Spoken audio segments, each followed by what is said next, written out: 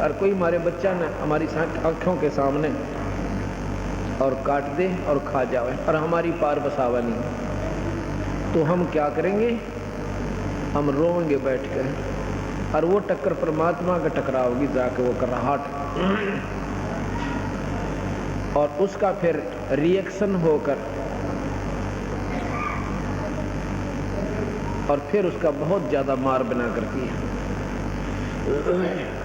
5 वक्त नमाज गुजारें करें शाम को खूना, और बिना बंदगी बोक बनेंगे रहें जुनम जुना। जैसे आज बकरे को काट खाया, फिर कभी बकरा मनुष्य बनेगा, वही आत्मा वही रूप, और वो बनेगा, वो खाने वाला बनेगा बकरा, वो फिर उसको काट के खाएगा। रहोगे जूनम जूना, अदले बदले देने पड़ेंगे, ये यहाँ का नियम है। और खरदे ही धरे अपला तुना, माटी लदे कुम्हार ढोए कुम्हार की। आते हम कितने ही अपनी जान में गने, चाहे पैसे वाले हों और चाहे हम किसी प्रकार से अपने आप को सुखी मान रहे हैं, यदि परमात्मा का नाम नहीं लिया तो पशु जोनि में जाना ही पड़ेगा। इस बात को अपना बेशक से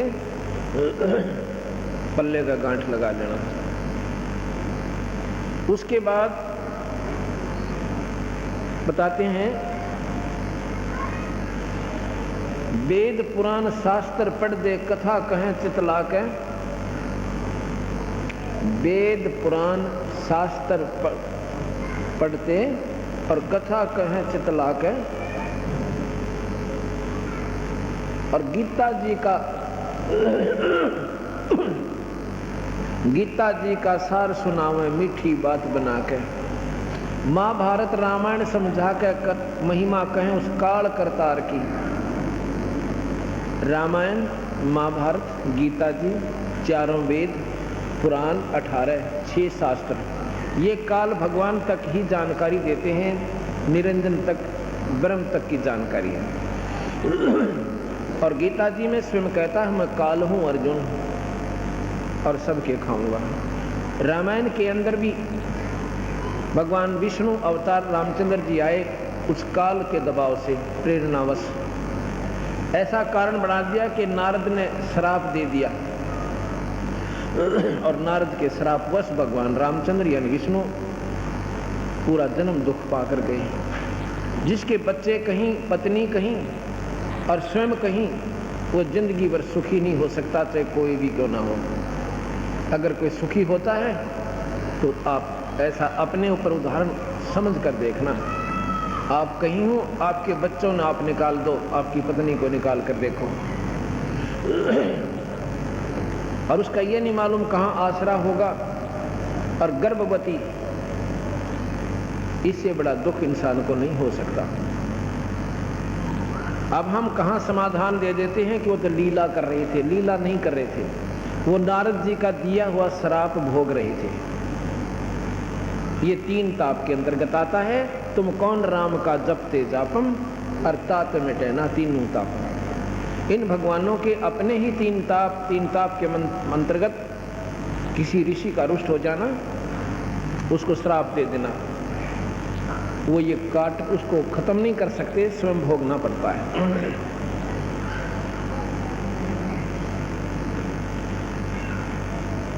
गीता जी का सार सुनावे मीठी बात बनाकर, और महाभारत रामायण समझा के कथा कहें उस काल करतार की, महिमा कहें उस काल करतार की।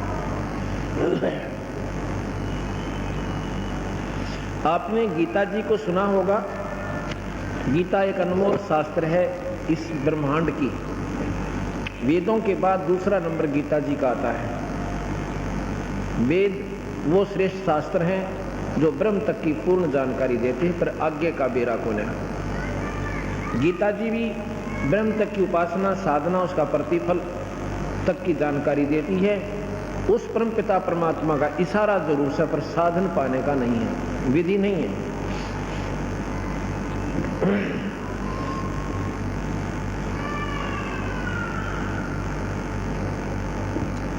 आपको इतना जरूर मालूम है कि गीता जी कब लिखी सुनाई गई थी, उसका क्यों आवश्यकता पड़ी। कहते हैं पांडवों को कौरवों ने राज देने से इनकार कर दिया। अगर इसका मूल सुने ध्यान से, धृतराष्ट्र बड़े थे और पांडव छोटे थे। धृतराष्ट्र अंधा होने के कारण पांडव को राज दे दिया गया था अपने छोटे भाई ताई, जबकि परंपरागत ऐसा है कि बड़ा ही लड़का गद्दी पर बैठता है। लेकिन नेत्रहीन होने के कारण उसने अपने छोटे भैया को दे दिया कि तू राज कर। उसके बाद कौरवों ने, दुर्योधन जब सियाना हो गया, जब कहा कि हमारा राज हमें लौटा दो, ये हमारा अधिकार बनता है, उससे वो मुकर गए, हक नहीं देते। अब कसूर ढूंढना। अब उन्होंने सोचा भी नो नहीं तनु देखेंगे।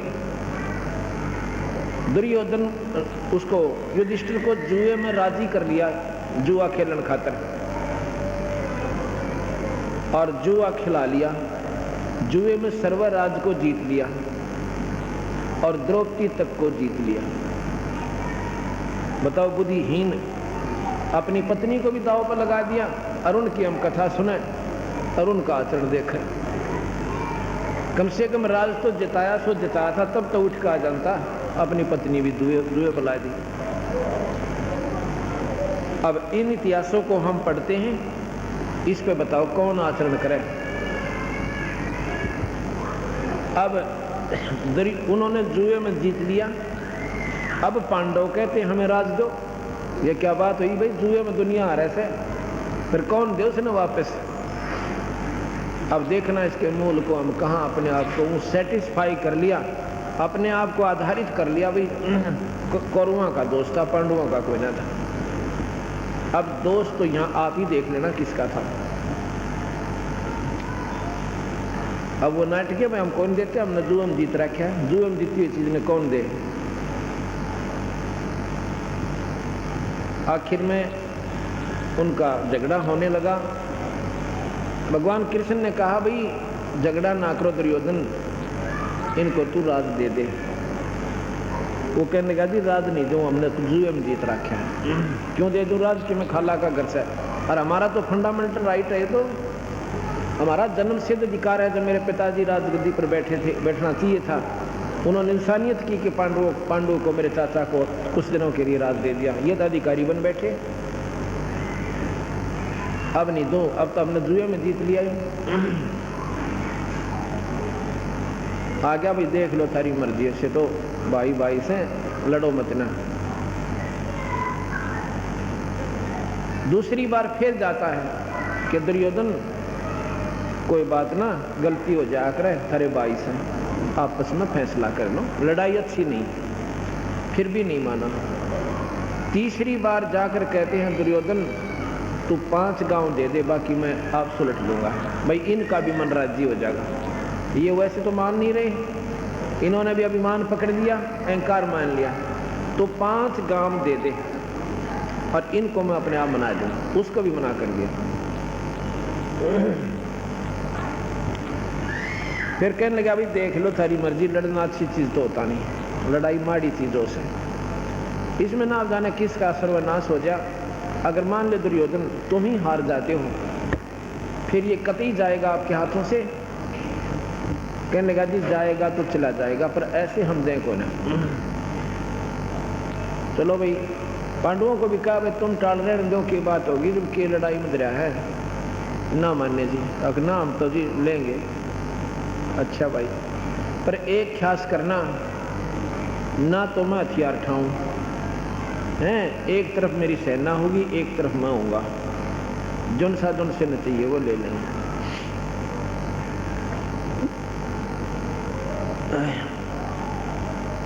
अब क्या होता है कि युद्ध के मैदान में आ जाते हैं, आमने सामने सेना खड़ी हो जाती है, अर्जुन लड़ने तो अर्जुन ने अपना रथ दोनों सेनाओं के मध्य में खड़ा करवा लिया और देखने लग गया। तो वहाँ देखा अपने छोटे छोटे चाचे ताऊओं के लड़के, उनके लड़के,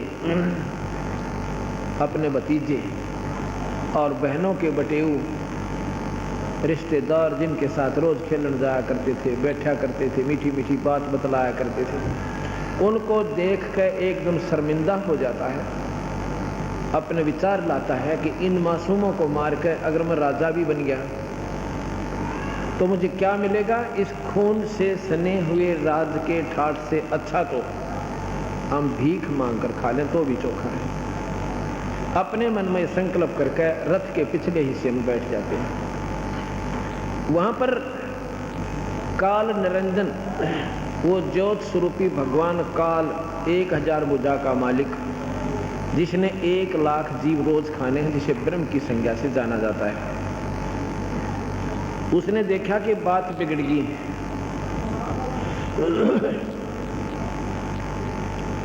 उसने देखा कहानी बिगड़ गई और ईव कृष्ण जी कह देंगे चलो भाई मैं तो पहले ही मना कर रहा था, लड़ा नहीं करते, लड़ाई अच्छी नहीं होती। उसी समय भगवान कृष्ण के शरीर में वो काल भगवान आ गया, जैसे प्रेत आत्मा समा जाती। और भगवान कृष्ण ने तो न्यों भी नहीं मालूम तूने क्या बोला था उस महाभारत में, गीता के ज्ञान में। इसका प्रमाण बताऊंगा आपने। उसमें कृष्ण को तो ये नहीं मालूम मैंने क्या कहा था। तो उसमें काल भगवान प्रवेश कर जाता है तो फिर कहता है कि अर्जुन तू भाई खड़ा हो जा, देखो अक्षत्रिय धर्म को भूल रहा है, ये अच्छी बात नहीं है?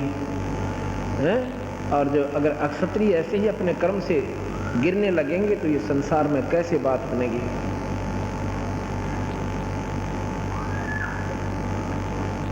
दूसरे कहता है कि भाई देख तेरे कोई पाप नहीं लगेगा, ये मैंने सारे मार रखे हैं, तू तो निमित्त बनाना है, तुझे कोई पाप नहीं है।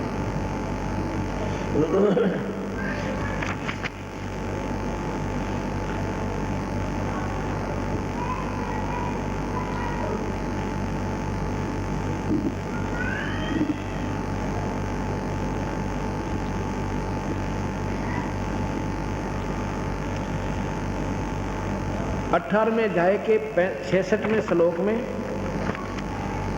कहा कि संपूर्ण धर्मों को अर्थात संपूर्ण कर्तव्य कर्मों को मुझ में त्याग कर तू केवल मुझ सर्वशक्तिमान सर्वाधार परमेश्वर की शरण में आ जा, मैं तुझे संपूर्ण पापों से मुक्त कर दूंगा। तू शोक मत कर, डरे मत ना, काली ना माने, तने सारे पाप काट दूंगा, तेरे कोई पाप तुझे नहीं लगेगा।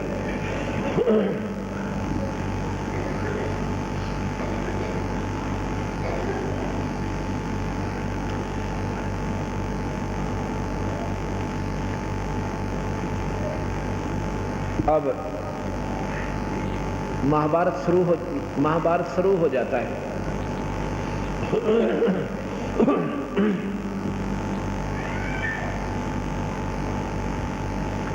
महाभारत शुरू हो जाता है, कौरव हार जाते हैं, पांडव विजयी हो जाते हैं।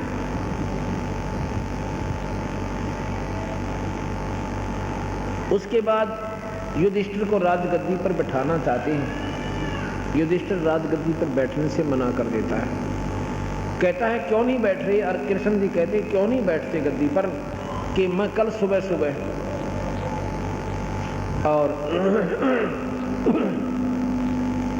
गंगा पे स्नान करने गया था अपने, तो वहां देख रहा था मेरे कुल की औरतें, दुर्योधन और की रानियां, 101 भाइयों की पत्नियां और उनके मासूम बच्चे वहां पर रो रहे थे और बिलक रहे थे। उनकी जो कराहट थी रोने की अब मेरे हृदय से उतर नहीं रही। ऐसे ऐसे करोड़ों बहन और भाई, ना जाने कितने मासूम बच्चे और उनकी पत्नियां करलाट माच रहा होगा, जो युद्ध में मारे गए, उनकी बद्दुआ सारी मुझे लगेगी अगर मैं राजगद्दी पर बैठ गया। मैं इस राजना कभी नहीं करूं।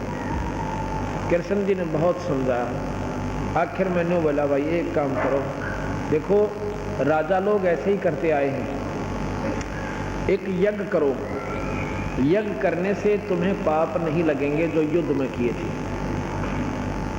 एक साधारण यज्ञ करवाई, युधिष्ठिर गद्दी पर बैठ गया।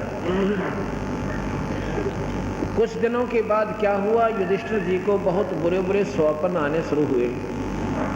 स्वप्न में क्या देखता है कि कटे हुए सिर, बिना शीश के धड़ और ऐसे मेरे मकान में घुस रहे हैं और ना जाने कितनी बहनें विलाप कर रही हैं और अपने पतियों की लाशों के ऊपर अपनी चूड़ियां फोड़ रही हैं, अपनी मांग पूछ रही हैं, कोस रही हैं राजा को। ये कोई सीमा की लड़ाई नहीं थी जिसमें वीर गति प्राप्त हो जाते।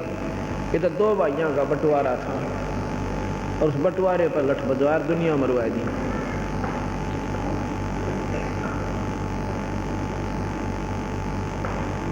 उसको 3 दिन हो गए रात को बैठकर काट रहा है। द्रौपदी रात को उठती है, देख रही है, पूछती है, कहती है आपको क्या हो गया? कहता कुछ नहीं हो गया, आप आराम करो। उसने सोचा मैं अपने दुख से क्यों दूसरों को दुखी करूं, ये कष्ट मुझे ही होलेगा। उसने फिर प्रार्थना की, नहीं बताया। आखिर में अपने उन 4 पतियों से फिर प्रार्थना की, जाकर कहा कि तुम्हारा भैया ऐसे ऐसे संकट में है और उसका तो कुछ ही दिनों में हो सकता है वो शरीर ना त्याग जाए हैं। सभी कहने लगे ऐसा क्या हो गया, हमारे भैया ने हमें नहीं बताया उनको इतना कोई कष्ट है। अकिए तुम पूछो अपने भैया से जाकर। 4 पांडव आते हैं, युधिष्ठिर से प्रार्थना करते हैं, भैया क्या आप हमें अपना भाई नहीं समझते हैं? क्यों, ये आपको किसने कहा? आप इतने संकट में हो और हमसे ये छुपा रखा है। क्या छुपा रखा है? आपको रात को नींद क्यों नहीं आ रही है? आपके ऊपर क्या आपत्ति है? कोई राजकीय संकट है, कोई राजनीतिक मामला है तो हमें बताइए, हम साथ हैं आपके। अपने दुख को दूसरे से बताने में हल्का हो जाता है, और नहीं बताओगे तो भैया इसका मतलब आप हमें अपना भाई नहीं मानते हैं। तब उन्होंने बताना पड़ा कि मेरे साथ ऐसे ऐसे संकट है भाई, मुझे ऐसे व्यक्ति दिखाई देते हैं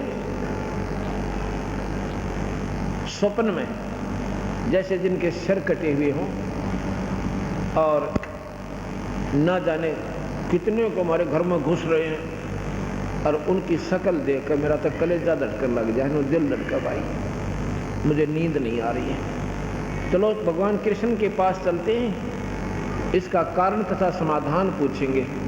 भगवान कृष्ण के पास जाते हैं, कृष्ण जी से कहा कि ऐसे ऐसे भैया को रात्रि में निद्रा नहीं आ रही है। कृष्ण जी ने अपना सारा विचार लगा के बताया कि तुमने जो महाभारत में पाप किया, बंधुघात किया, वो तुम्हें दुखदाई हो रहा है। अब एक काम करो, तो समाधान बताइए।